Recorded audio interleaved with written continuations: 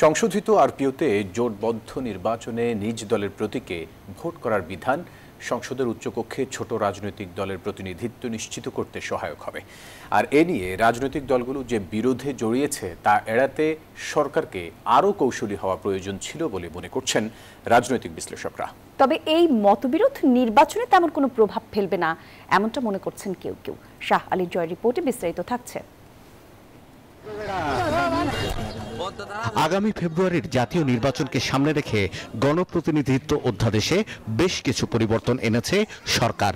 এতে না ভোটের বিধান থাকছে।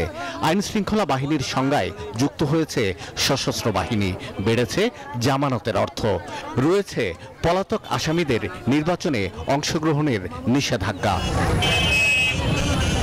তবে সবচেয়ে আলোচিত বিষয়, জোটভুক্ত কোনো দল অন্য দলের প্রতীকে ভোট করতে পারবে না।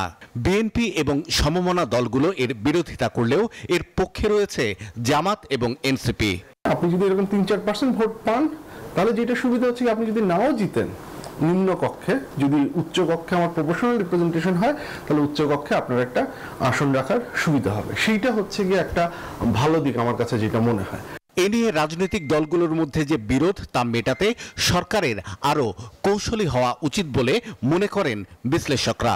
ইউনূস সাহেব একজন অর্থনীতিবিদ, তিনি রাজনীতিবিদদের এই যে খেলা, এই খেলাটা তিনি তাল মিলাতে গিয়ে একটু অসুবিধায় পড়ে যাচ্ছেন। যদিও তিনি ইন্টারন্যাশনাল প্লেয়ার, এদেরকে হ্যান্ডেল করার জন্য তার উপদেষ্টা পরিষদে কিছু অভিজ্ঞতা সম্পন্ন রাজনীতিবিদদের নেওয়া উচিত ছিল।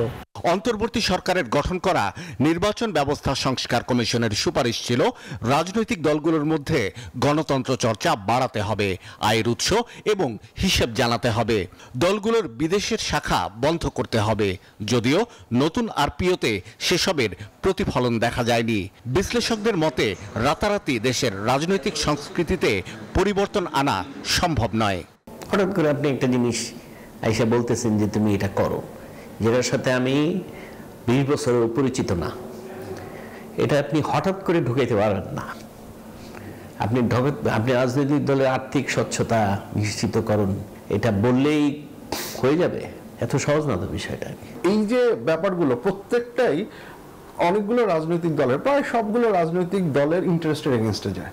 ইন্টারনাল ডেমোক্রেসির চর্চা এটা করতে গেলে হচ্ছে কি আমরা জানি যে একদম মেইন লিডার যারা আছেন, মেইন নেতা যারা আছেন, তাদের ক্ষমতায় বা তাদের কর্তৃত্বে বাধা পড়বে।